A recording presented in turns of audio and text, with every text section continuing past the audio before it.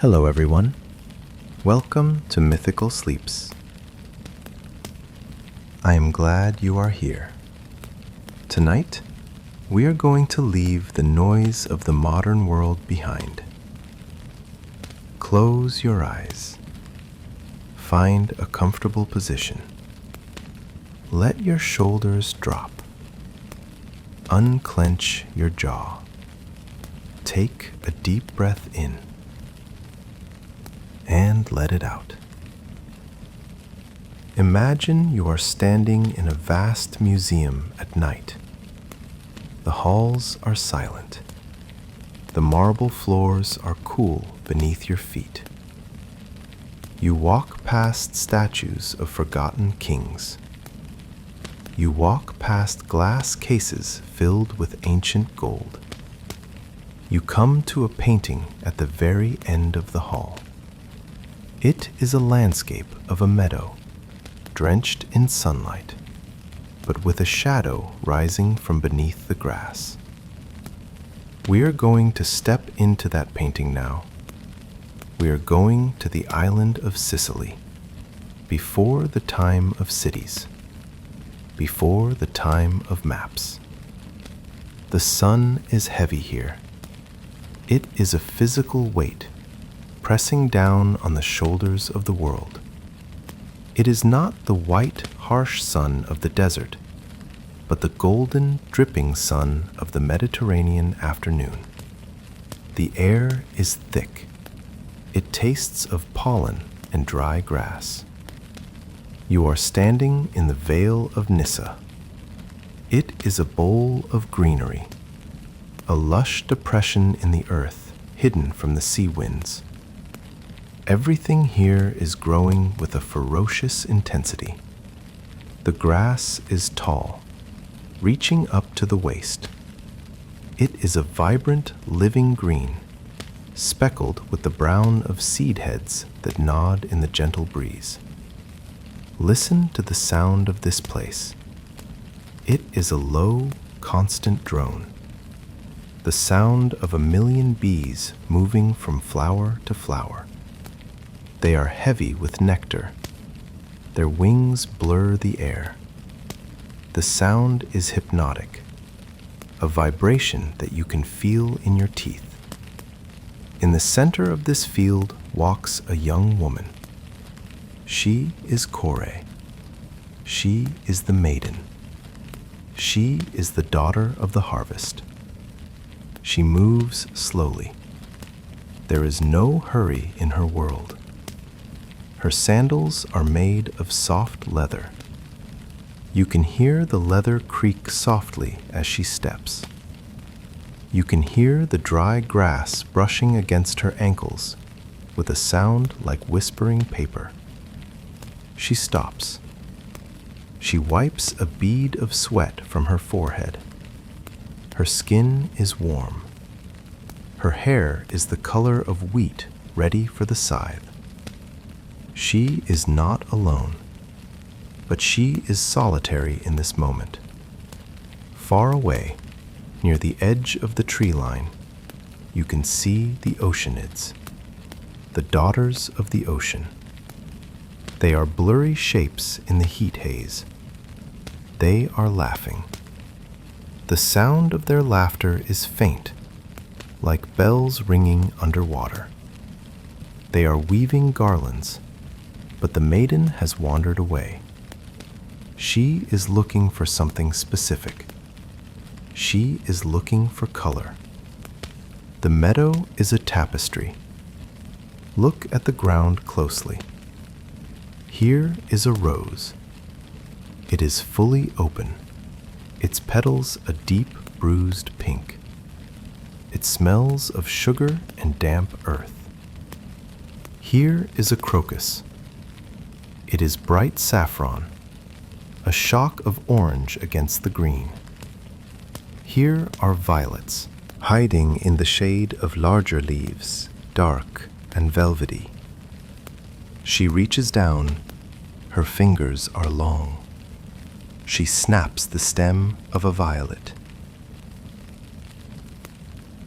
The sound is a sharp, wet Sap bleeds onto her thumb. It is cool and sticky. She adds the flower to the bundle in her left arm. She takes a step, then another. The heat is making her drowsy. Her eyelids feel heavy. The world is swimming in gold and green. But then she sees it. It is standing apart from the others. It is the trick. It is the snare. It is the narcissus. This is not a normal flower. It was grown by Gaia, the Earth Mother, for a cruel purpose. It is a masterpiece of botany and trap-making. The maiden stops.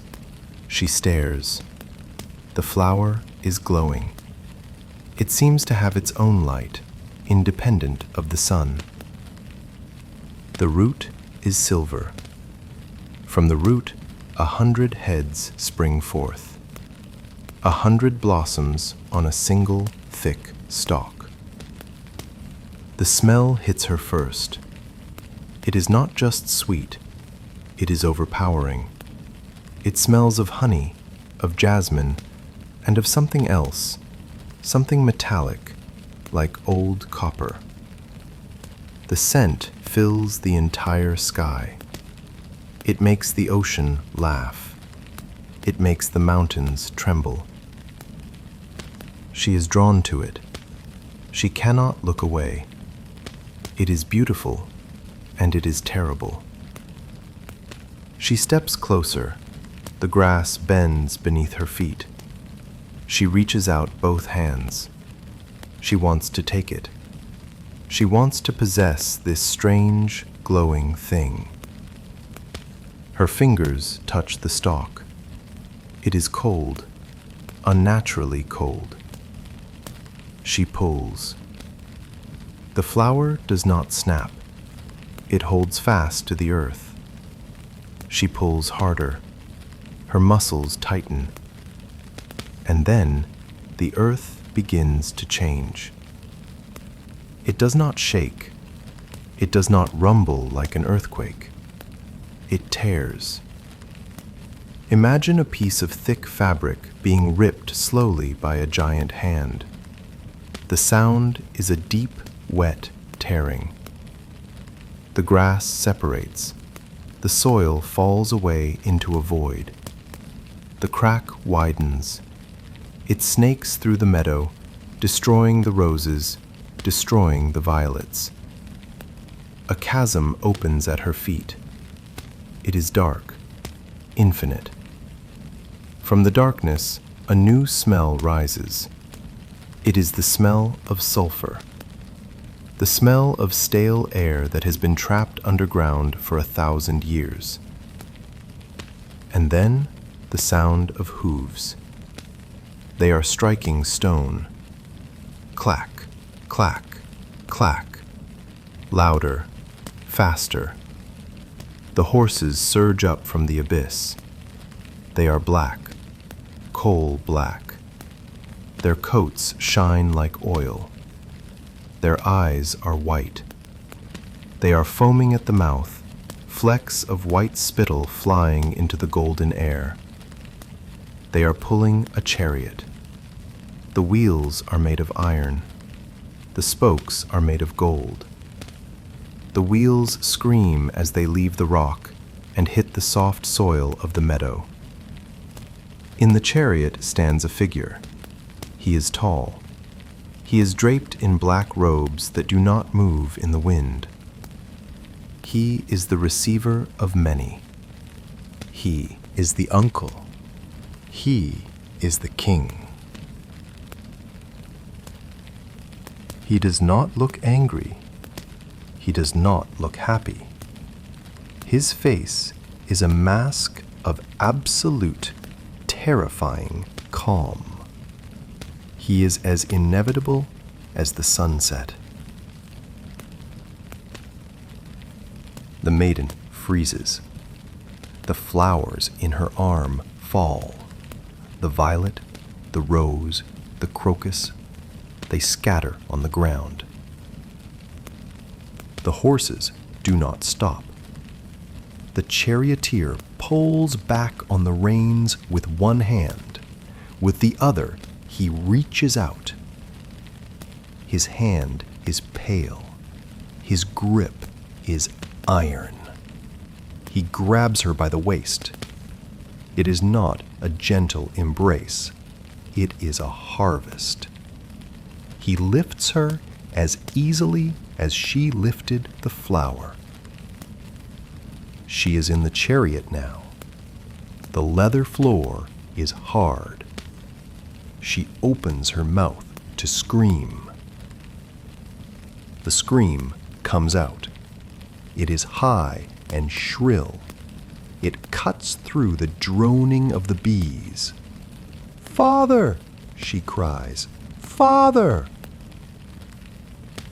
But her father is far away, sitting on the high peaks of Olympus, drinking nectar, looking at the clouds. He does not look down. The horses turn. They rear up, their hooves thrashing the air. They plunge back down.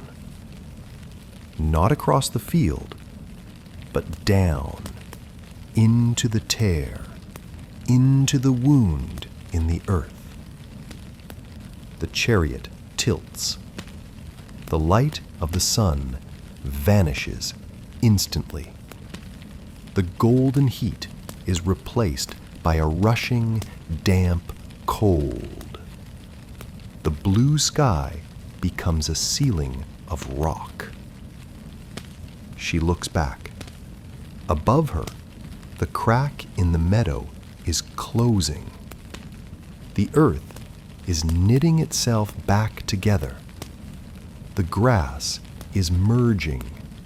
The scar is vanishing. The last thing she sees is the narcissus flower, standing tall and glowing, swaying gently in the breeze as the darkness swallows her whole. The meadow is silent again. The bees continue to drone. The sun continues to shine. The girl is gone. The scream has faded. The meadow is quiet. But sound does not just vanish. It travels. It ripples through the air like a stone thrown into a still pond. Far away, across the blue water, across the folding hills, the mother stands. Demeter, the goddess of the harvest. She is standing in her temple. The stone pillars are cool. The air smells of crushed wheat and sweet grapes. She is arranging a sheaf of barley. Her hands are strong. Her hands are life. Suddenly, she stops. The barley falls from her fingers. It scatters on the marble floor. Sss. A pain strikes her chest. It is not a physical blow.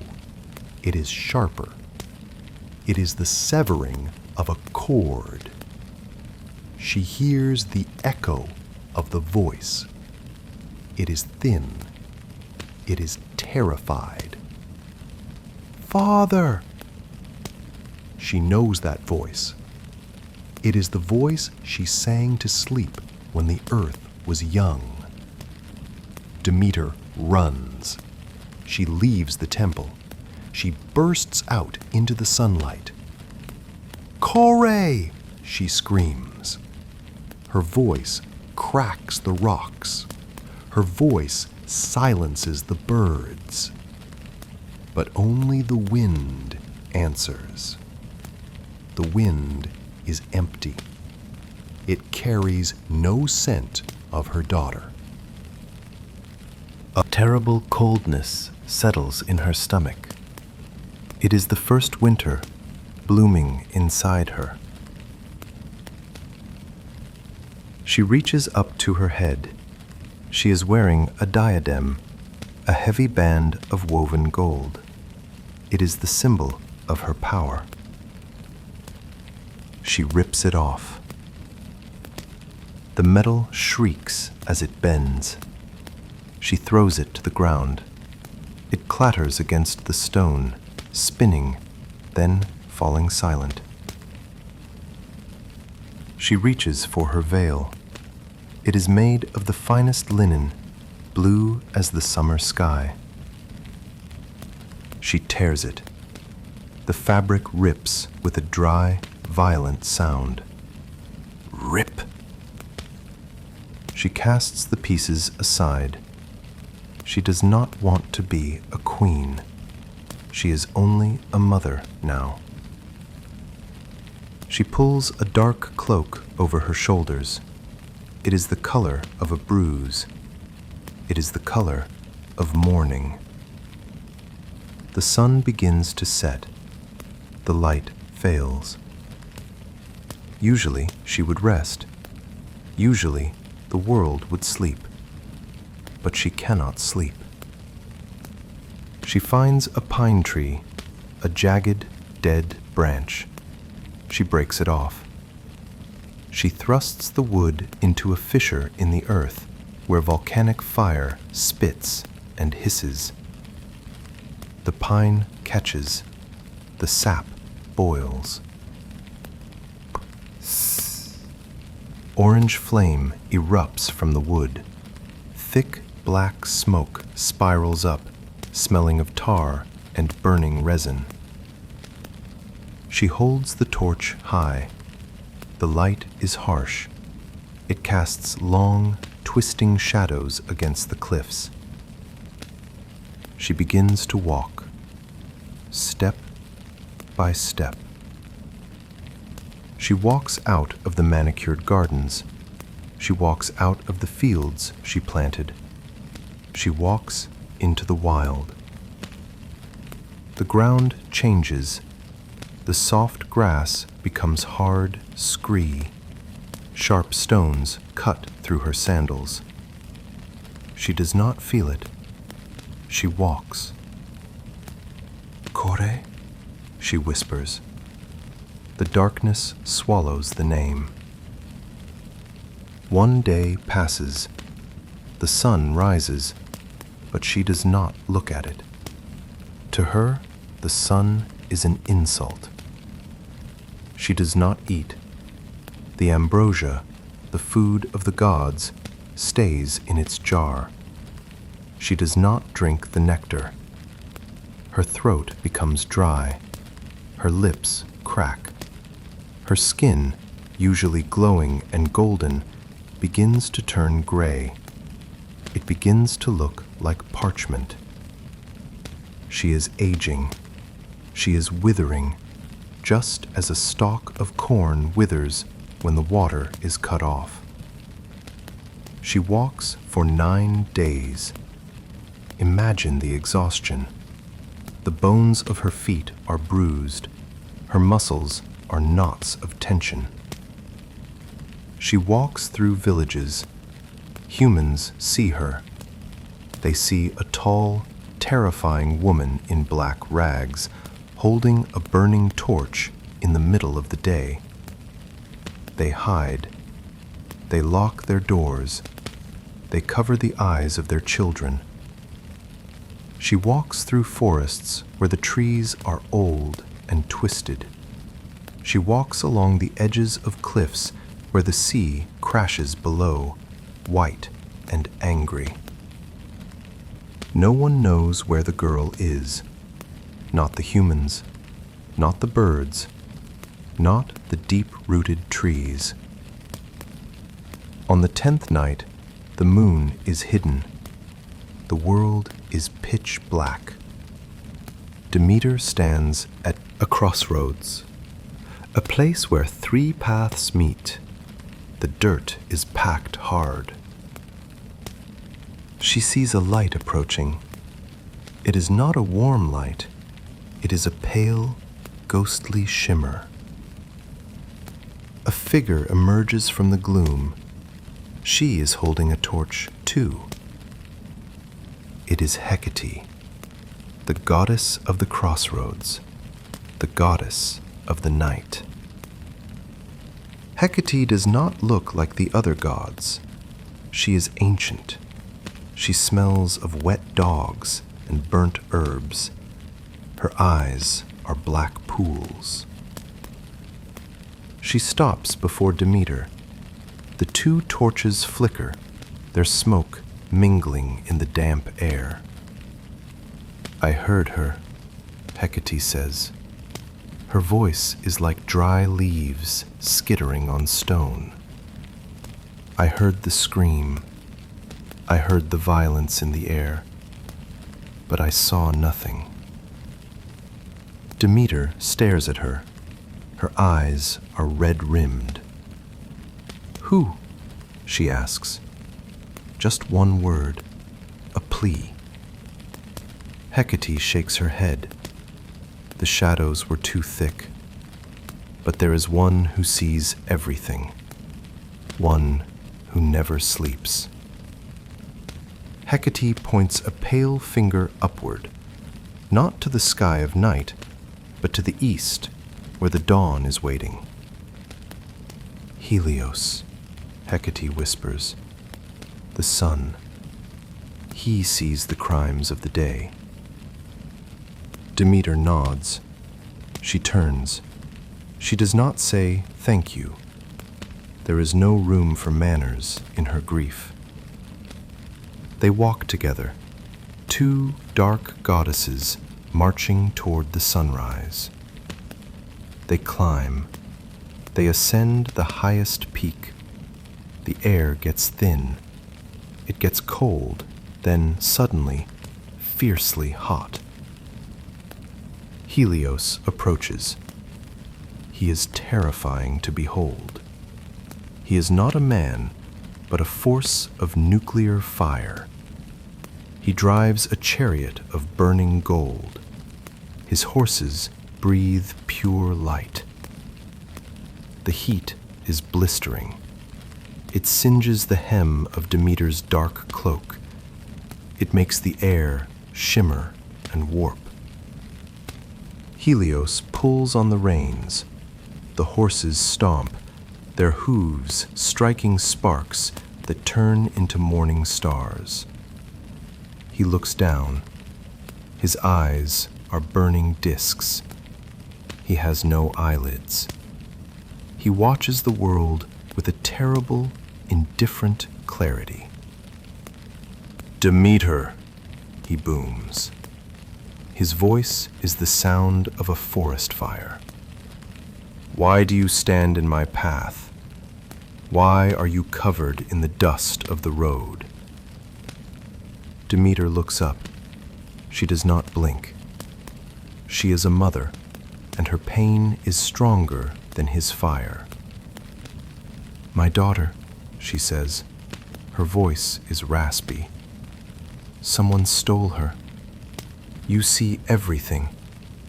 You see the thief. Tell me. Helios pauses. The horses snort, tossing their manes of fire. He feels no pity. The sun cannot feel pity. It shines on the murderer and the victim equally. But he respects her power. He respects the harvest. I saw, Helios says. It was the Lord of the dead, the host of many. Demeter freezes. Her blood turns to ice. Hades, her own brother. He took her, Helios continues. He opened the earth. He took her to the darkness to be his bride. Demeter opens her mouth to scream, to curse Hades. But Helios speaks again. Do not be angry with the thief, the sun says calmly. He acted with permission. The world stops spinning for a second. Permission? Demeter whispers. Yes, says Helios. Her father gave her. Zeus nodded his head. He gave his daughter to his brother to seal a bond. The silence that follows is heavier than the mountain. It is a silence of total devastation. It was not a stranger. It was not a monster. It was family. It was the king of gods. It was the father. Demeter's face changes. The sadness evaporates. The tears dry up instantly on her hot cheeks. In their place, something else forms. Something hard. Something jagged. Rage. Not a hot, fiery rage. A cold, geological rage. The rage of a glacier grinding a mountain down. She looks at Helios. She looks at the sky where Zeus lives in his palace of clouds and comfort. She spits on the ground. The spittle sizzles on the hot rock. I am done, she says. She turns her back on the sun. She turns her back on Olympus. She descends the mountain. She does not go back to her temple. She does not go back to the fields. She walks into the shadows of the human world. She pulls her hood down low over her face. She is no longer a goddess of life. She is a wandering beggar. She is a vessel of wrath. And behind her, as she walks, the grass turns yellow. The leaves curl and turn brown. The earth begins to die. She stops walking at Eleusis.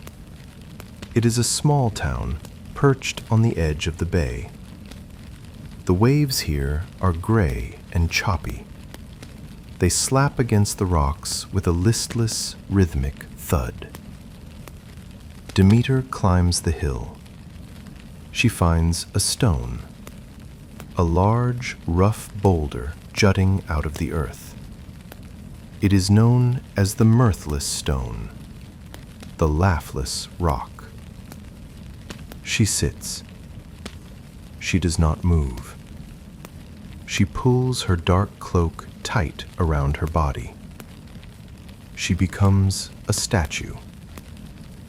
She sits there for a day, then a week, then a month.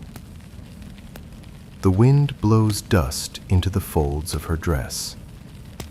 Spiders weave webs between her shoulder and the rock. She does not brush them away. Her grief is no longer a scream. It is a silence. It is a heavy, suffocating blanket that she is pulling over the world. She closes her eyes. She reaches out with her mind. She finds the pulse of the earth, the heartbeat of the soil, and she stops it. It is not a violent act. It is a withdrawal. She simply pulls her life force back. Imagine a green leaf. Now imagine the green draining out of it, leaving only a brittle brown skeleton. That is what happens to the world. It begins in the fields. The farmers have plowed the earth. They have cast the seed, the barley, wheat, the rye. The seeds lie in the furrows. They are waiting for the signal to burst open. They are waiting for the moisture and the warmth of the goddess. The signal never comes. The seeds sit in the dark soil. They begin to shrivel. They turn hard. They turn into little black stones. Above the ground, the air changes. The humidity vanishes. The sky turns a flat, hard white. The dew does not form in the morning. The ground becomes a crust. Listen to the sound of the fields. Usually, you would hear the rustle of growing stalks. You would hear the wet sound of sap rising. Now, there is only the sound of dry friction, the sound of dry dirt rubbing against dry dirt. The oxen are yoked to the plows. Their masters drive them forward. The plowshare hits the earth. It sounds like metal striking iron. The earth is frozen, but not with ice. It is frozen with rejection. The wooden handle of the plow snaps. Splinters fly. The farmer falls to his knees. He digs his fingers into the soil. It is dust, fine gray dust. It runs through his fingers like sand in an hourglass. He looks up. The olive trees are dying. The olive is a strong tree. It can survive heat. It can survive wind. But it cannot survive the goddess's hatred. The silver-green leaves curl up. They turn black. They detach from the branches. They fall like rain. They cover the ground in a carpet of dead, crunching leaves. The fruit shrivels on the vine. The grapes, usually plump and purple, turn into hard raisins. They rot before they can ripen. A smell rises over the land. It is not the smell of death. That would be too active. It is the smell of sterility, the smell of an empty room. Now look at the animals. The cattle are standing in the pasture. The grass is yellow straw. It offers no nourishment. Their ribs begin to press against their skin. You can count every bone. Their hips jut out like jagged rocks. Their eyes are large and wet.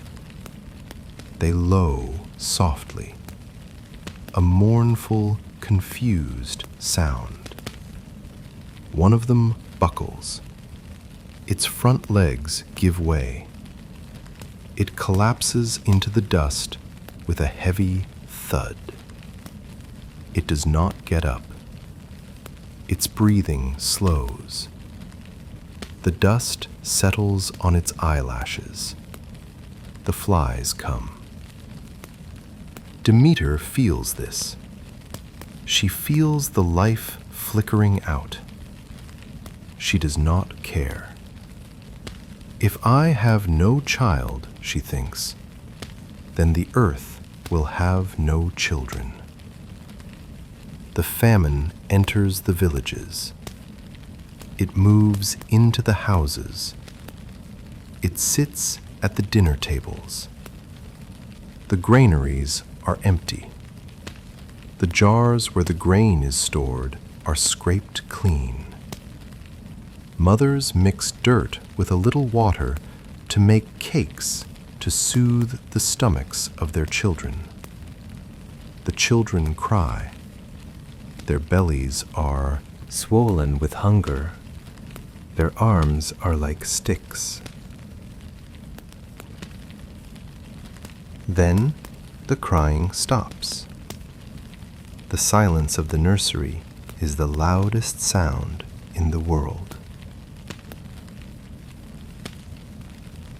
The smoke stops rising.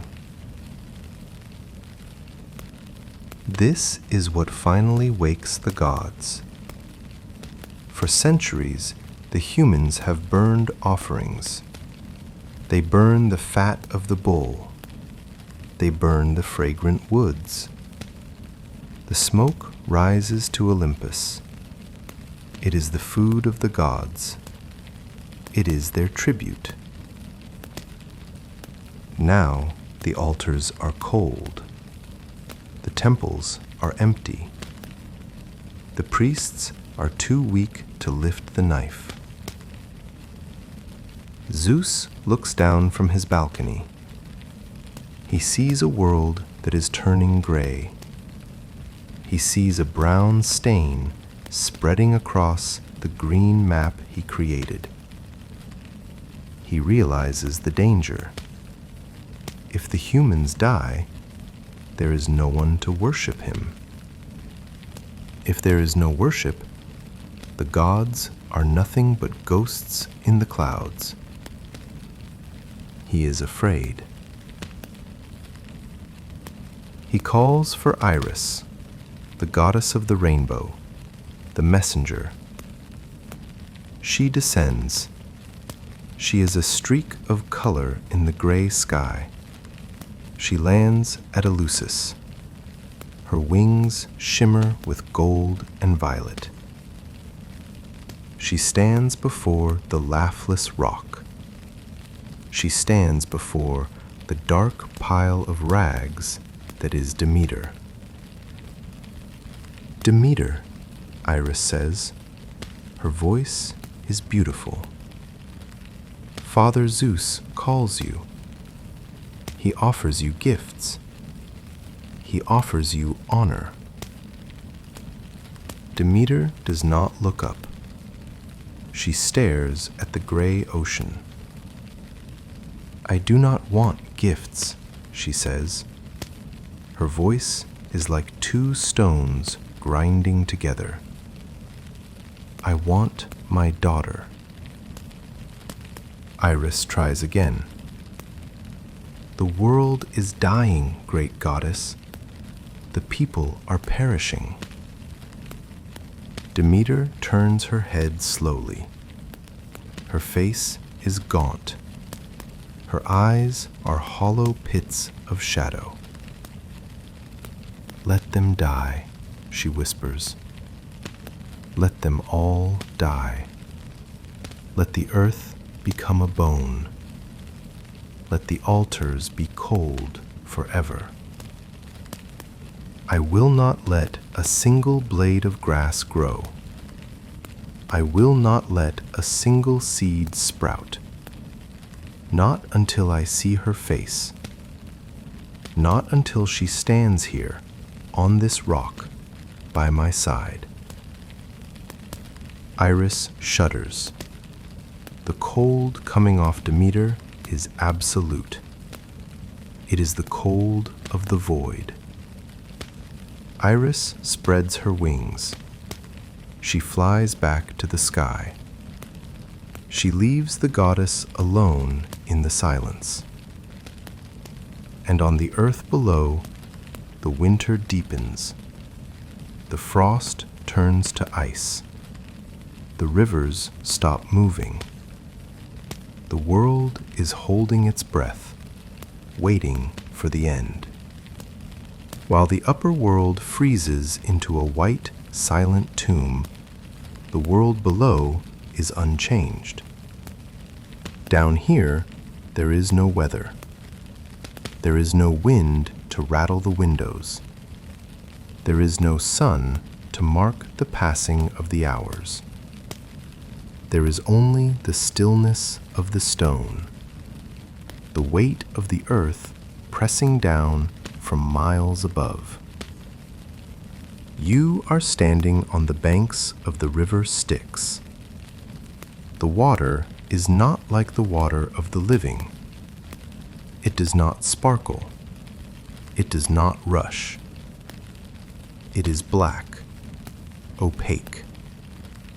It moves with the sluggish consistency of oil. Listen. Lap, lap, lap.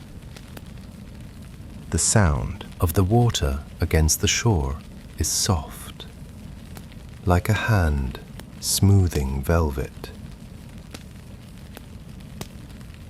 The air here is cold, but not the biting cold of Demeter's winter. It is a dry, preserved cold, the cold of a cellar, the cold of a vault. It smells of wet limestone. It smells of iron. It smells of things that have been forgotten. In the center of this shadow kingdom stands the palace of Hades. It is not built of marble, but of obsidian. The walls are black glass. They reflect the dim light of the torches, warping the flames into long, ghostly shapes. Inside the great hall, the silence is physical. It presses against your ears. It is a pressure like being deep underwater. Sitting on a throne of carved ebony is the maiden. But she does not look like the girl in the meadow anymore. The sun has faded from her skin. She is pale. Her skin has taken on the luminosity of a pearl. Her dress is no longer the simple tunic of a flower picker. She is draped in heavy silk, dyed the color of midnight. She sits very still. She has learned that in this place, movement is unnecessary. The dead do not rush. The king does not rush. Hades sits beside her. He is vast. He occupies the space like a mountain occupies a valley. He does not speak often. He does not need to. He watches her with eyes that are as old as the bedrock. He is patient. He knows that hunger is a slow weapon. He knows that the separation from the upper world is a wound that festers. Persephone is hungry. It is a sharp, twisting pain in her center. She has refused the bread of the dead. She has refused the wine that tastes of memory loss. She knows the rule. Everyone knows the rule. If you eat the food of the underworld, you belong to the underworld. So she waits. She stares at the shadows. She counts the drips of water falling from the high ceiling. Drip, drip, drip. But the hunger grows. It becomes a voice. It whispers to her. She stands up. The silk of her dress rustles. It sounds loud in the quiet hall. She walks. She wanders away from the throne, away from the king. He does not stop her. He watches. She walks into the garden of the palace. This is not a garden of green leaves and sunlight. It is a garden of minerals. The trees are made of lead and silver. The leaves are thin sheets of beaten copper. When she brushes past them, they chime. Ting, ting. There is one tree, however, that looks different. It grows in the corner near a wall of dripping rock. It is a pomegranate tree. It is twisted. Its bark is grey and scaly, like the skin of a serpent. Hanging from a low branch is a single fruit. It is the only thing in this entire world that has colour. It is red, deeply, violently red. It glows in the twilight. It looks like a heart that has been ripped from a chest and hung on a branch. Persephone stops. She stares at it. Her mouth waters. Her body betrays her. The scent reaches her. It is tart, acidic, sweet. It cuts through the smell of dust and iron. She looks around. The garden is empty. The shadows are long. She reaches out. Her hand is trembling. Her fingers are pale against the dark red skin of the fruit. She touches it. It is cool, smooth, heavy. She pulls. The stem snaps. It is a small sound, but it echoes. It sounds like a bone breaking.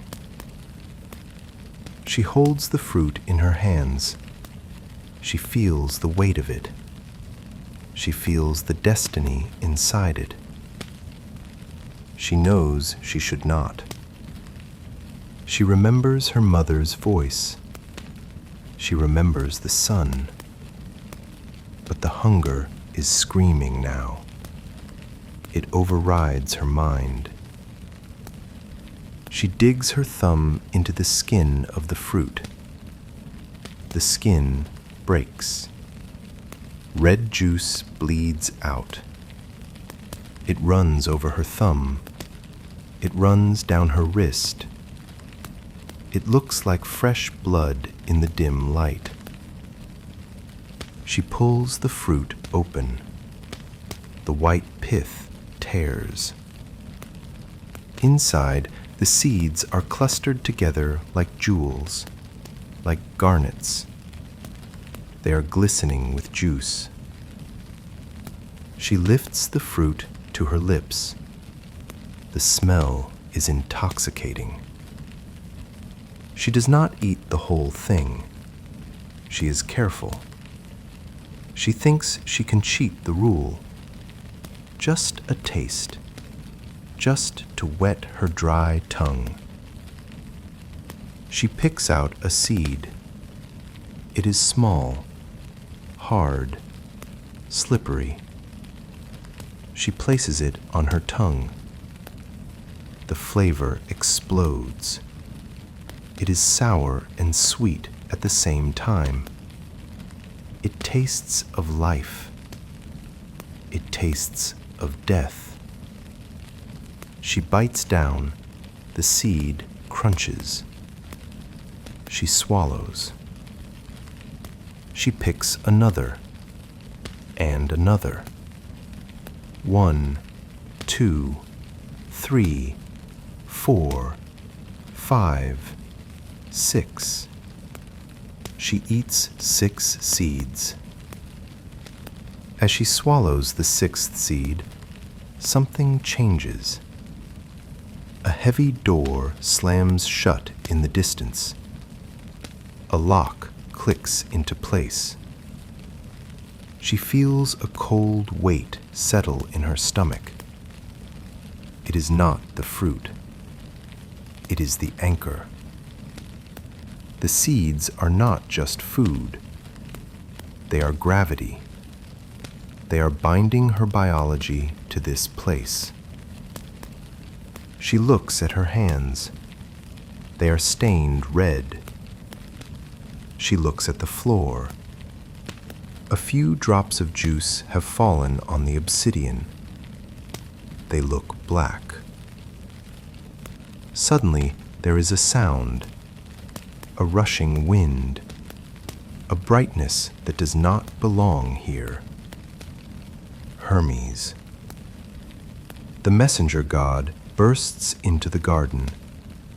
His winged sandals are fluttering. He carries the staff of Zeus.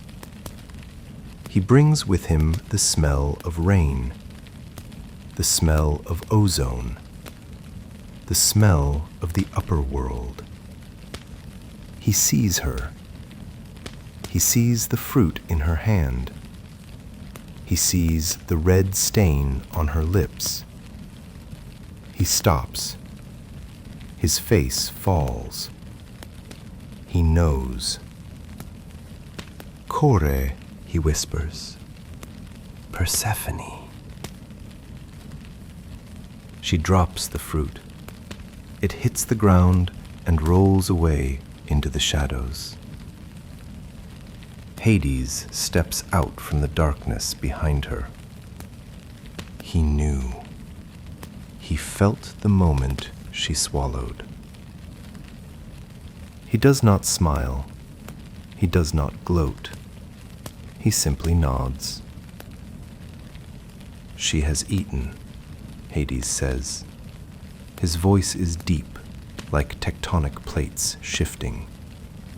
She has taken the hospitality of my house. Hermes looks at the king. He looks at the queen. Zeus commands her return, Hermes says. The world is dying. Demeter is killing everything. Hades folds his hands. I will not disobey my brother, he says calmly. She may go. Persephone looks up, hope flaring in her chest. But, Hades adds, pointing to the red stain on her mouth, she carries the underworld inside her now. She cannot leave it behind completely. The trap has sprung. It was not a cage of iron bars. It was a cage of biology. She belongs to the dark now, just as much as she belongs to the light. The silence returns to the garden, heavier than before. The journey upward is long. It is a climb out of the throat of the world. Persephone sits in the chariot of Hermes. This time, the horses are not black nightmares. They are creatures of wind and cloud. They ascend through the tunnels of the earth. The air grows warmer. The smell of sulfur fades, replaced by the smell of wet soil. The pressure in her ears pops. The silence of the dead is left behind, replaced by the distant sound of wind. They burst out into the light at Eleusis. It is blinding. Persephone covers her eyes. Her pupils have dilated in the darkness. The gray light of the famine-struck world is painful. The chariot lands on the mirthless stone. The wheels touch the frost-covered grass. Demeter is there. She is still a statue of grief, huddled in her black rags. But then she senses it. A vibration. A return. She lifts her head. Her eyes, clouded with months of weeping, clear instantly. She sees the chariot. She sees the figure stepping down. Kore! The name tears out of her throat. It is not a question this time. It is a declaration. Demeter stands. The black cloak falls away. For a moment, she is not the old woman. She is the goddess again. She runs. Persephone runs. They collide. It is the collision of two continents. Demeter wraps her arms around her daughter. She buries her face in Persephone's neck. She smells the scent of the underworld, the pomegranate, the dust, the cold river. But she does not care. She holds her tight. She feels the solid warmth of her daughter's body. She is real. She is here. And in that moment of contact, the world remembers how to breathe. Look at the ground around their feet. The frost cracks. Crack. Green shoots push up through the ice, speeded up by joy. The olive trees unclench. New buds form on the dead branches. The gray ocean turns blue again. The air softens. But the joy is not simple. It is complicated. Demeter pulls back. She looks at her daughter's face. She sees the change. She sees the shadow in Persephone's eyes. She sees the new maturity. The girl who picked flowers is gone. This is a queen. Did you eat? Demeter asks. Her voice is a whisper. Did you taste the food of the deep? Persephone looks down. She cannot lie to the earth. The pomegranate, she whispers. 6 seeds. Demeter closes her eyes. She feels the victory drain away. The compromise settles on her shoulders like a heavy yoke. Zeus descends. He does not come in a storm this time. He comes as a voice on the wind. The judgment is delivered. It is the law of the universe. For 6 seeds, she must give 6 months, the voice says. 1 month for every seed. She will walk in the sun with you, Demeter, for the spring and the summer. She will make the earth bloom. But when the days shorten, when the air turns cold, she must return to her throne. She must return to the king below. Demeter nods slowly. She understands. She looks at the fields. The green is returning, but she knows it is temporary. This is the birth of the seasons. Before this, the world was always a garden.